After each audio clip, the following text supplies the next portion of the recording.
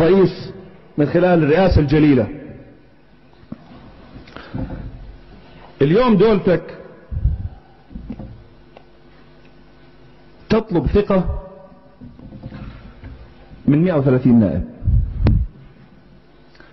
الثقة راح تأخذها، هذا معلوم، ولكن من أخ اطلب الثقة عند الله فقط. اليوم عندك وزير عدل، وعندك وزير خارجية، وعندك وزير داخلية، لكن وكل آتينا يوم القيامة فردا. والله أن كل جائع في المملكة الأردنية الهاشمية سيطالبك بحقه، والله كل مريض سيطالبك بحقه، والله لا تحسد على الموقف الذي أنت فيه. الحكومة إخواننا بعرفهم شخص، والله أكفياء، لكن يا حكومتنا الجليلة أنتم تحتاجون إلى ثورة في وزاراتكم.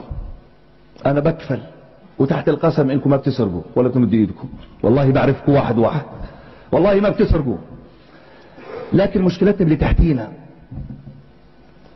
مشكلتنا في من هو تحت أيدينا، هذول نفتح عيوننا عليهم. يوم القيامة مش بكرة، يمكن اليوم. وسيدنا النبي قال لا يأتيني غدا أحدكم على ظهره بجمل له رغاء،